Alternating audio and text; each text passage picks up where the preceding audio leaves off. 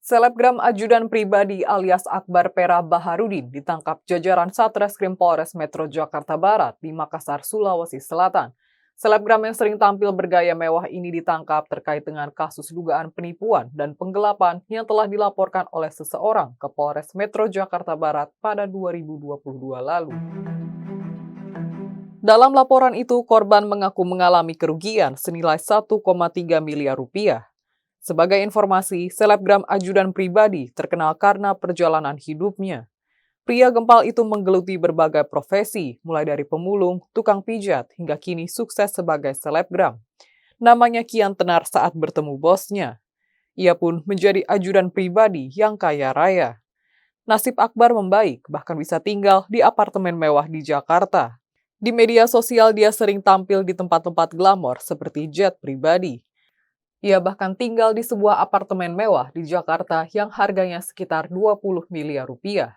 Namanya kian melejit ketika diundang Presiden Joko Widodo hadir di pernikahan Kahiyang Ayu dan Bobi Nasution di Solo, Jawa Tengah.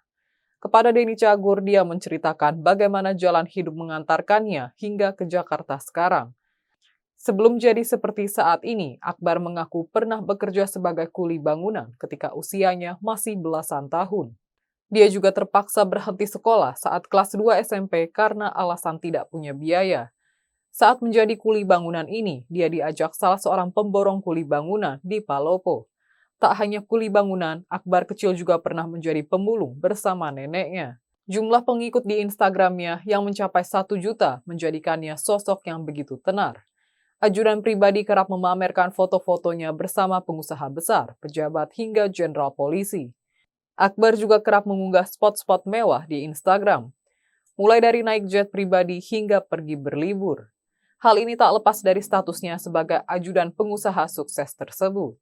Diketahui Akbar diangkat menjadi ajudan pribadi oleh Andi saat menjabat sebagai Sekretaris Jenderal Gabungan Pelaksana Konstruksi Indonesia atau Gapensi. Namun saat dibawa ke Jakarta, Akbar tak langsung menjadi ajudan pribadi Andi. Ia menjadi tukang bersih-bersih lantaran saat itu bosnya masih memiliki ajudan pribadi.